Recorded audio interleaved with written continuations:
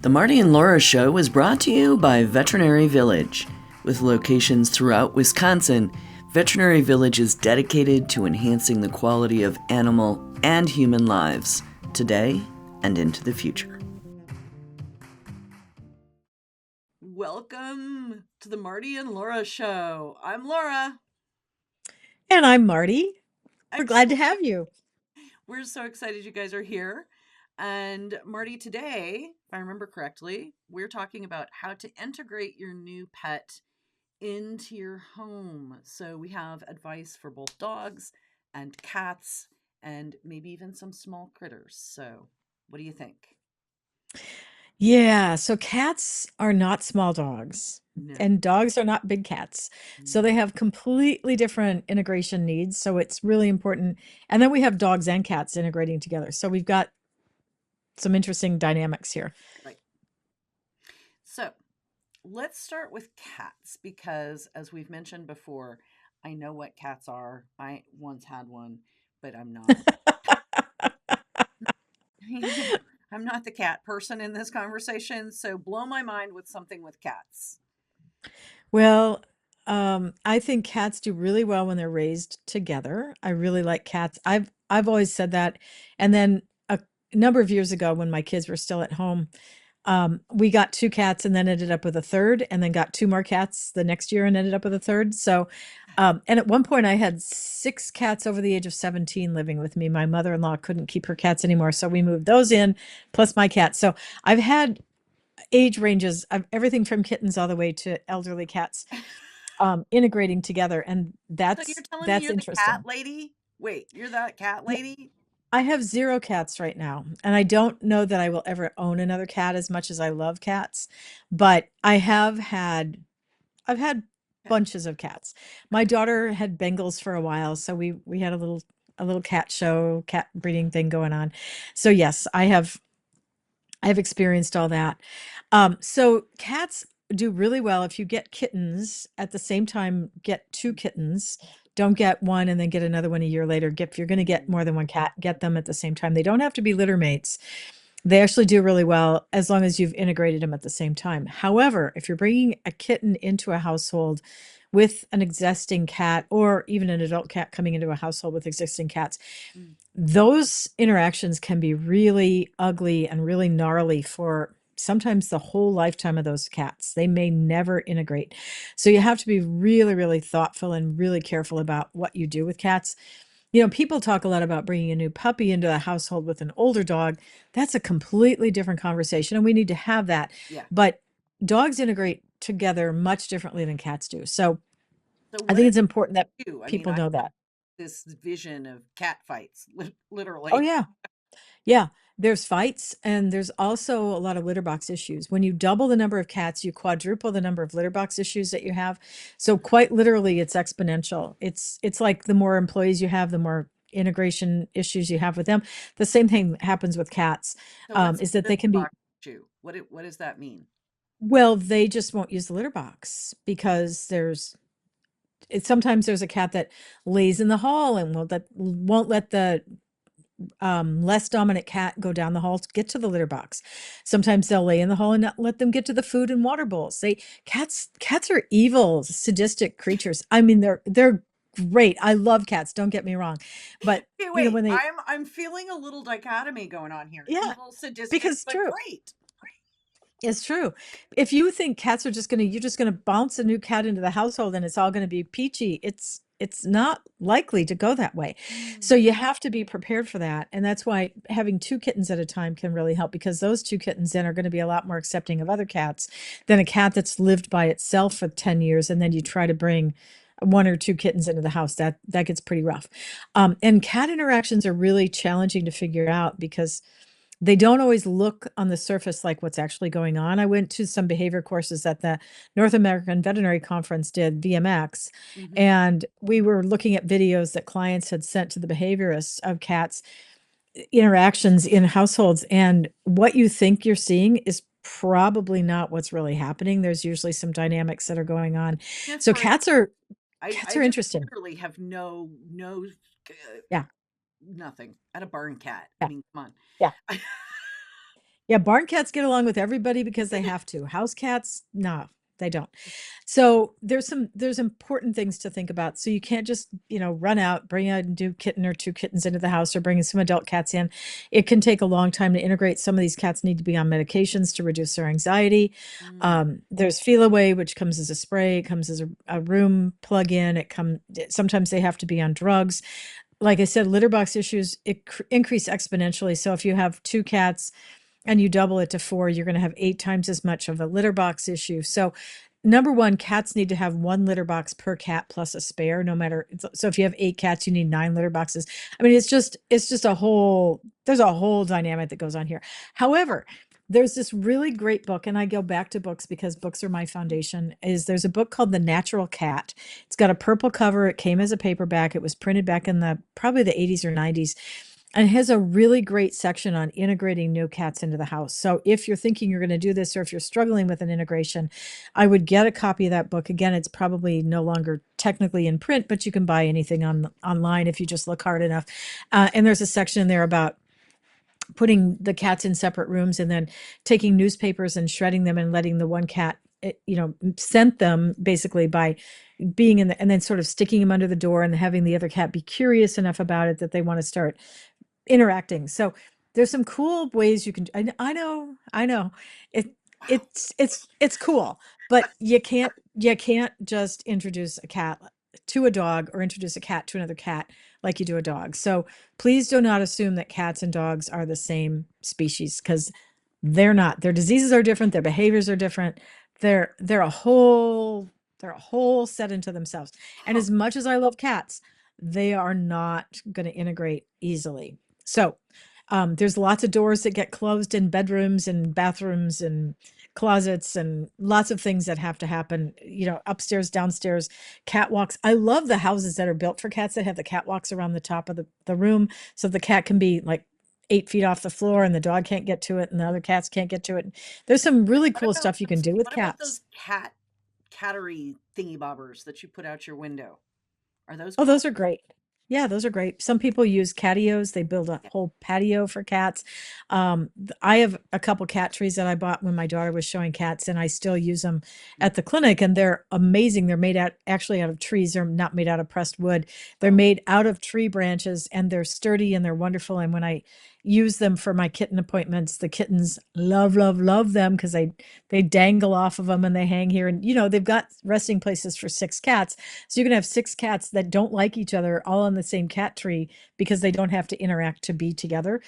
So getting the right cat tree, getting the right litter box arrangement, getting the right household arrangement is essential for cats to work out well.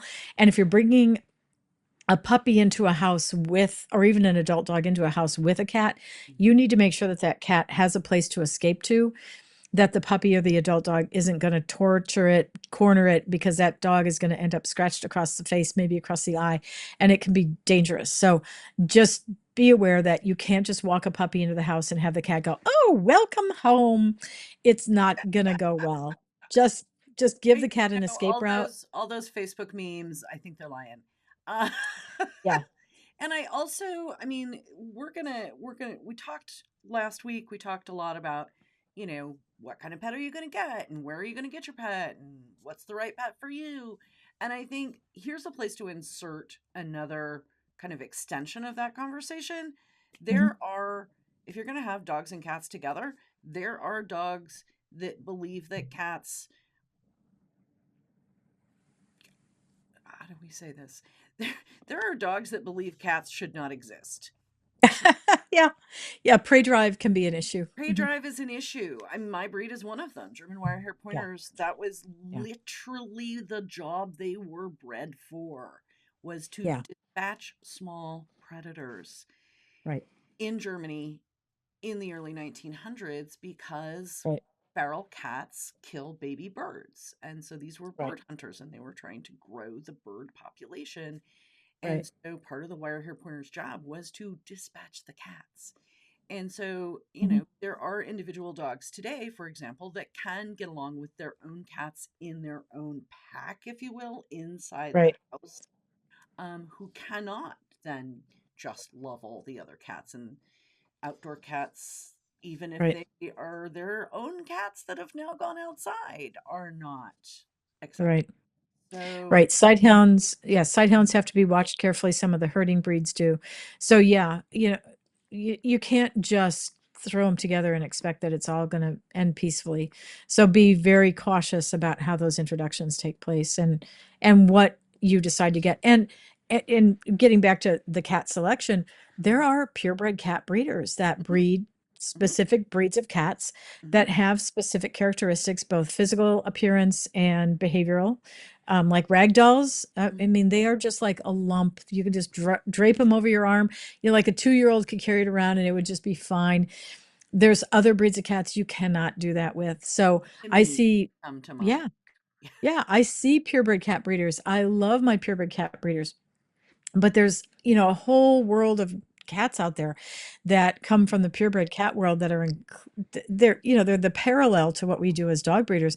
It's a much smaller set. It's much fewer people that go looking for a purebred cat, but there's some amazing breeds for characteristics, for appearance, for Mhm. what you may want if you have allergies or if you have certain behaviors that you're looking for. There's probably a cat for that. It's pretty great. Well, there's certainly a podcast for that. But anyway, There is. but I think that that's really, really important. If you're incorporating, say, a rag doll, which I'm not familiar with, versus a Siamese or a Russian blue, which I am, those are not the same cats. And so No. even if you have sourced your cat from the shelter or from a cat rescue, which there are an enormous number of, um, again, I assume that there are DNA tests that tell you about that cat or that kitten. Am I wrong? Yeah, DNA testing is in its infancy in cats relative to Okay. dogs. Okay. The dog genome was discovered about 15 years ago, and the cats are way behind. So the DNA testing for traits and so forth are much further behind. We've got some breeders that are looking hard at, for instance, the T-bob gene to determine if the cat has the gene to have a natural bob tail. So, they can do maybe one test for that, but in the dog world, we can do 350 DNA tests. So we're still a long way away from where we are in dogs to do cats. So Just yes, they exist, but not nearly with the number of flavors and varieties that we look at for the dogs. interesting. Okay. Doggett simplifies the puppy buying journey by connecting families with the perfect breed and responsible, health verified breeders. They are the only breeder marketplace that verifies health clearances and responsible breeding practices. Through their personalized puppy matcher tool and matchmaker services, they educate and guide buyers every step of the way, ensuring a seamless process and a perfect match for their lifestyle. From initial breed consultation to introductions with top breeders, Doggett makes responsible puppy ownership easy and stress-free. I love this. Again, Auntie Laura loves to learn new things and have her mind blown. So cats are behind in DNA testing. What? Um so when we talk about and we do this whether it's a new dog or a new cat or if you're going to bring a new dog and you have a gerbil, I mean there's all of these things come into play, right? So let's walk through some of what those steps are. Gradual introduction, safe introduction, distance introduction, like talk to Right. us about some of those things. Right. So baby gates are great. Hmm. Screen doors or glass doors are great. Harnesses so that both the pets are on a leash and a harness so that there's no unfortunate interactions that you can't control. Those are all important. So again, it's just a matter of being thoughtful about it and working your way through it gradually, not just walking in one day and just plunking the two of them together in the living room and hoping for the best Yeah. because it doesn't always go well. So you just want to be strategic about how you do this. Feel away, like I said, can be helpful. Adaptil can be helpful for the dog version. That's the dog appeasement pheromone that helps dogs to relax. Feel away helps the cats to relax. So there's a lot of things that you can do without a prescription. And certainly if you expect that you're going to have some bigger issues, you need to talk to your veterinary professional in advance so that you can have some prescription medications on hand. Please do not rely on things like CBD oil to be your friend, because we just don't have the information that we need for some of those things. So think this through, plan ahead, don't just hope for I the think that's best. a really good segue that sort of fits into what we're talking about, but we're going to do it anyway because squirrel. Talk to Again, us. I, it's the Marty and Laura show. If there were no squirrels, nobody would know what to do. yes, um, CBD, you know, people eating their gummies, that's one thing. There's a specific um, for dogs. I don't know about cats. You can talk about that. Um, type of treatment that you can do with dogs that does not involve THC.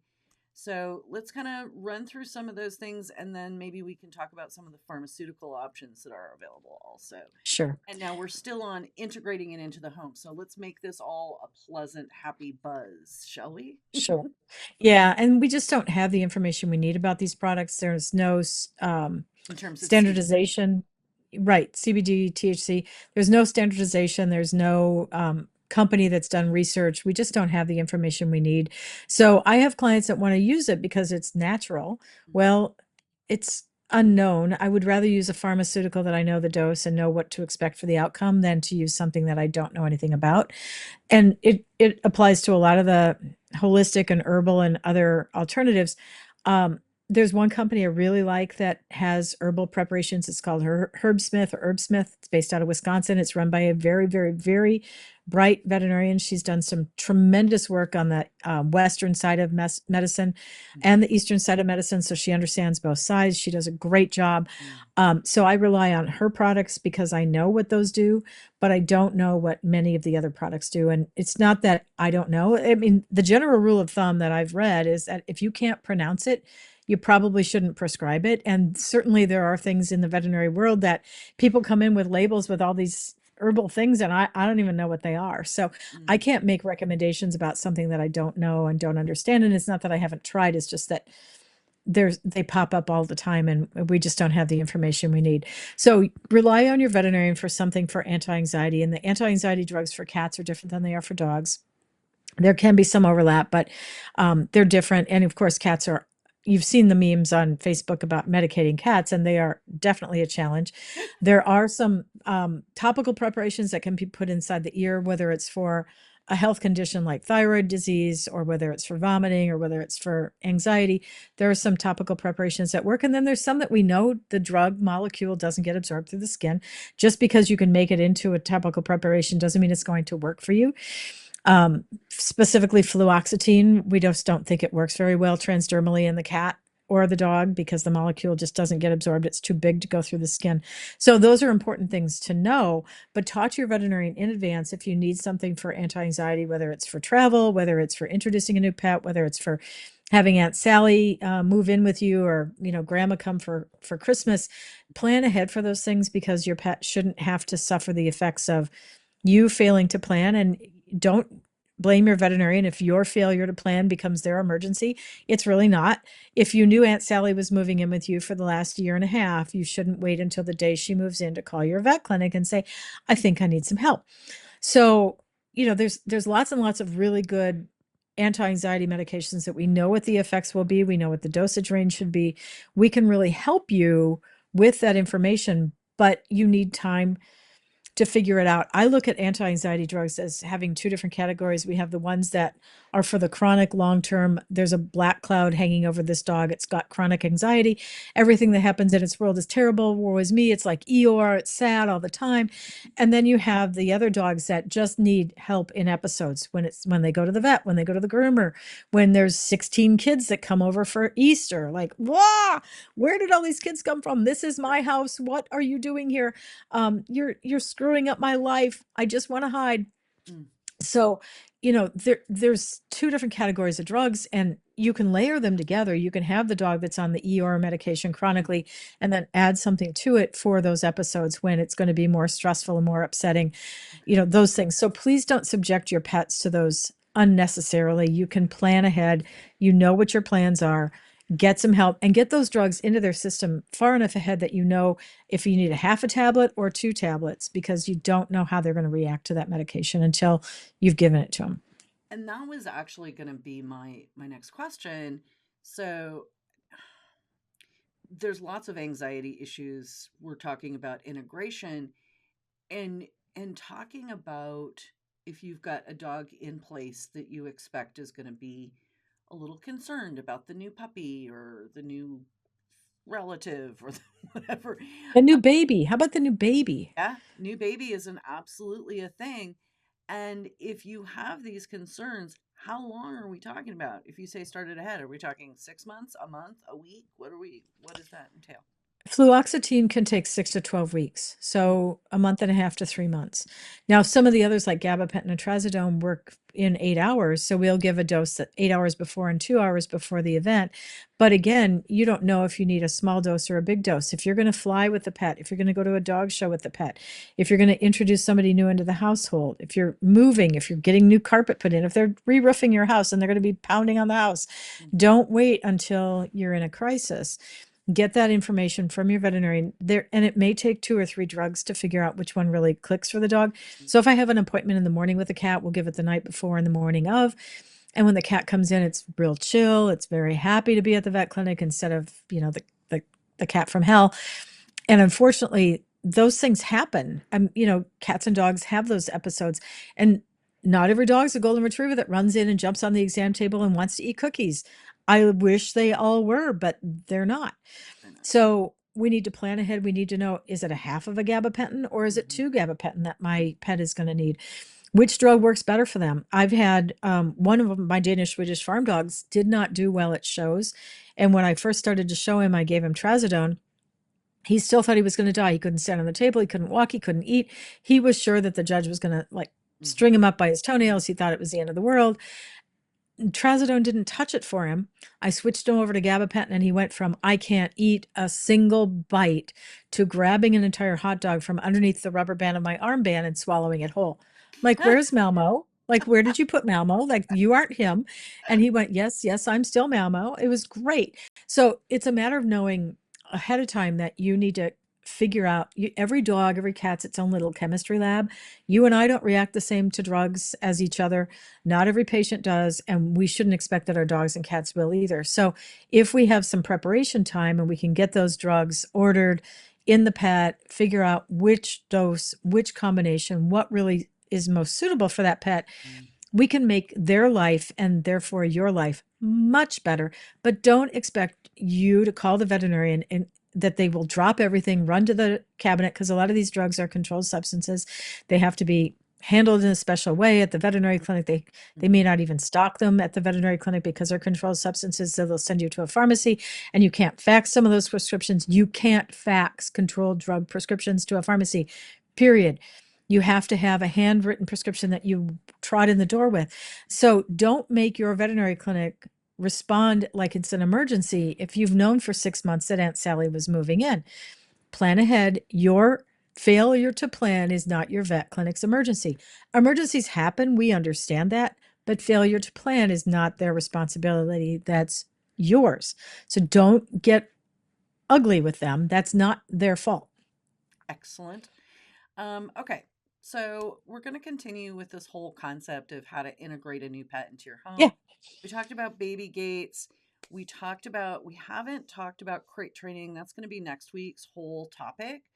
But let's talk about some things in terms of, getting the dog used to the concept of whether it's a baby puppy or an adult dog or a new baby cat or an adult cat, right? Like each one has different steps, right? So an adult dog coming into a home with another adult dog is a very different introduction than a baby puppy coming into a home with another adult dog. So let's kind of walk through some of that.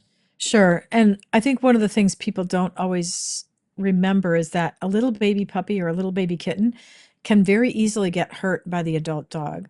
Mhm. And we see those things happen. I mean, there can be tragic things that happen in these introductions. So you have to be careful, you have to be thoughtful, you have to protect the little baby. against what the adult dog or cat may do. And it's never deliberate. It's not like they meant to hurt them, but they may have a reaction like the little baby puppy walks up to the male dog, tries to nurse underneath it, Mhm. and the male dog says, I don't have that equipment and I don't think so, and Mhm. snaps at it and can cause some serious damage. So that's where it gets to, let's have a harness on both dogs with a leash attached to it. Let's have a control over the situation. Let's have them introduced through the safety of a baby gate so that there can't be any inadvertent, stepping on or grabbing or mouthing or any of those things that happen. So baby puppies can be threatening in a funny way to adult dogs, not because they're big and scary like an adult dog to an adult dog, but that it may just be the puppy doesn't know that that's inappropriate interaction. It still has a puppy license. The adult dog should tolerate it, but does not always tolerate it. Puppies should pretty much be able to get away with most anything until they're about 4 months old when they lose their puppy license. But not every dog follows that rule. So if the puppy walks in and does something inappropriate, don't let it get hurt just because it didn't understand. And unfortunately, I've seen too many of those accidental things happen. Adult dog to adult dog depends on if it's male to male, female to female, female to male, male to female, neutered or not neutered. All those things make a difference. Dogs can tell the sex of another dog 400 yards away. Mhm. So they don't have to get close and look underneath and go, oh, you have equipment under here. Stick my nose in your hoo-ha. Yes, indeed. Exactly. They know that's a male. And what's also interesting to me is something that's not well understood by most people, and that's that if you introduce a neutered dog to an intact dog for males, it tends to be the neutered dog that makes the first move, the first active move toward the other dog. People think it's the intact dog that's going to be more aggressive, Mhm. and the studies have shown that that's not the case. You probably have the same experience. Yeah. That neuter dog is going to make the first move because they feel more threatened. The intact dog is like, I got this. And then the younger dog comes in, or the neuter dog comes in and has a problem. Mhm. So again, think about the interactions, think about the introductions, and of course, think about the high value items. They may be introduced, you may have been doing well for a few days, and then something happens, the bowl of food gets put down, the high value dog treat pulls out, the special bone gets in the middle of it, Mhm. and pew, Yeah. it blows up. Yeah. And it takes a dog 90 days to show its true colors in a new household. Mhm. So they come in like a new employee. They show up on time. They don't stay extra time on their lunch break. They don't go out for a cigarette break. They're well behaved the first 90 days. Day 91, you Yeah. start to see what that dog really is. So whether it's an interaction with a human or an interaction with another dog, you might see that change at around that point and be unprepared for it because you thought things were going great. And Mhm. now the new dog in the household goes, okay, I'm going to just be cool now. I'm settling in Boing and I'm my going to be who I really out. am. Yeah. Yeah. Woohoo. Woohoo! I have it. That's so funny. I have here at the house right now. I have a dog named Titan. It's one of Bing's babies, and he's here with me for a while, getting ready to do dog show stuff, and he came in in October. So now here we are. It's like almost December, so it's not quite in the 90-day category, but he's he's such a derp. I mean, if you look up the dictionary definition of derp, there's a picture of Titan. And so he was today years old when he figured out that when I bring him in, actually, I think he was yesterday years old, but I bring him in from his outside playtime and I walk him on a leash because he's a derp and he's going to like crash the house and take him to his dog crate so he can have breakfast. And he's now discovered that he can jump up on the ottoman. That was yesterday days old, and he can kind of like squishle around on it. Well, he was today years old when he figured out there's a couch too, and he flung himself up on the couch, and he's like, "Yeah, man, I could." Oh, yeah. So yes, they do dogs. It's amazing. I mean, this isn't a 4-year-old dog, right? Like he was born here, but he hasn't lived here in 4 years. So all of this Yep. is a process for every dog, and for me, having done this for 30 years with other people's dogs and integrating them into my little system. I have systems in place. Like, Right. testicles don't go together is one of my systems. It's just not a thing. Um, Right. so everybody has ways that work for them, but I think Right. that concept that you were talking about the amount of time is a really big piece of it. Yeah. And there's a lot of nuances to this as well. Patricia McConnell has a couple of books that I really like. Um, the one that I like a lot, but is no longer in print and will continue to not be in print anymore, is called Leader of the Pack. And Mm, she is not elected not to reprint it because some of the techniques in there are no longer quite in vogue for dog behavior. But her other book that supplanted it is Feeling Outnumbered: How to mm, Live in a Multiple Dog Household. And so it goes through a lot of things like doorways tend to be, again, where yeah, there's limited resources. So anytime you have limited resources, you might be the limited resource. It might be a bone. It might be the doorway. Any place that there's limited resources, that tends to be where these things mm, like dog to dog interactions go bad. So you want to be careful about that. And you want to teach the dogs some kind of pecking order. mm. Like, you are number one in the house, your partner is number two. The dogs are 47, 48, and 49. They're not 3, 4, and 5. Sorry, folks. They have to be way down the list as far as Not 1, 2, 3. And I right. think it's so important, this whole concept. Everybody gets their brains blown up because some who had somewhere said dominance and da, da, da. And that's not what we're talking about. There's a No, leadership role that's involved in any group setting, no matter what. It is right. not a benign dictatorship. There is literally a pecking order. There is a Yep. leadership. There is a protocol that is Yep. involved in it, whether it's a horse herd or a group of dogs or a group of people. All right. There is a Yep. leader and there are followers. And Yes. that is the mindset that we have to think about. Right. So who goes out the door first? Who respects who in the doorway? Who comes in first? Whose crate gets open first? Whose crate gets open last? What order do you put the food in? Mm. Oh yeah, there's a whole dynamic that goes to Yeah. it. And if you do it wrong, like if somebody comes into your house and they're just going to open the crate doors and let everybody out, it may not go particularly well. No. So you have to have a set established play groups, like who gets along and who doesn't. Yes. My tri corgi bitches, you cannot let two tri bitches together. I don't, there's something about their hair color that turns them into witches. So, the red ones, they all get along. The tri bitches, I had two tri bitches that one went out with a handler. She came back. The two of them, I could never reintegrate them into the household together again. I had to find a home for one of them. Like you said earlier, it just didn't work. Mm. So it's nobody's fault. It's just There's there are people you work with that you don't get along with, and it doesn't matter if lots. everybody else likes her. If you don't, you just don't. Like, she looked at you wrong one day, and that's all it took is, I don't like her. She thinks I'm stupid. I'm not dealing with her. I'm, Yes. whatever. Yes. All of those So things are true.